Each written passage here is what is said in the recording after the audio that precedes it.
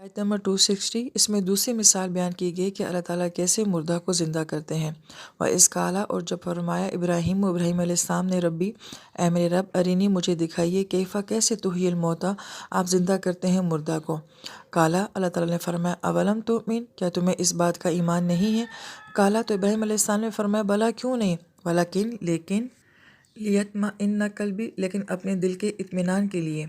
ایک ہوتا ہے ایمان لانا، ایک ہوتا ہے اطمینان ہونا۔ جیسے کہ ہمارا بچہ ہمیں فون کر کے کہتا ہے کہ میں گھر آ رہا ہوں، تو لیکن جب وہ گھر آ جاتا ہے ماں اپنی آنکھوں سے بچے کو دیکھ لیتی ہے، اس کو اطمینان ہو جاتا ہے۔ تو گویا کہ ایمان تو تھا مگر آنکھوں سے دیکھنے کے بعد جو اطمینان حاصل ہوتا ہے اس کا یہاں پہ سوال کیا جا رہا ہے۔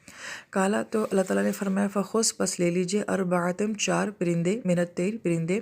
فصرہن اور ان کو مانوس کر لیجیے لے کا اپنی طرف ثم اجعل پھر کر دیجیے علی کل ان میں سے ہر پرندے کو جبل پہاڑ پر منہن ان میں سے جزءاً اس کے ٹکڑے ٹکڑے، یعنی کہ ہر پرندے کو جو ہے ذبح کر کے اور اس کے جسم کے اجزاء جو ہیں ان پہاڑوں کے اوپر رکھ دیجیے۔ ثم ادعوہن پھر آپ ان کو بلائیے یاتینک سعیا تو وہ آپ کے پاس دوڑے ہوئے آ جائیں گے۔ وعلم اور جان لیجیے ان اللہ کہ بے شک اللہ تعالیٰ عزیز زبردست حکیم حکمت والی ذات ہیں۔ اس آیت مبارکہ کی تفسیر بہت ہی خوبصورت ہے، مگر یہاں پہ ایک ہلکا سا اشارہ جو کانسیپٹ ہے اس آیت مبارکہ کا کہ پرندوں کو جو ہے 4 لیا گیا اور ان کو بھی 4 مختلف ڈائریکشن میں بھیجا گیا، اور پھر اس کے بعد جب آواز دی گئی تو وہ دوڑ کے ابراہیم علیہ السلام کی طرف آگے۔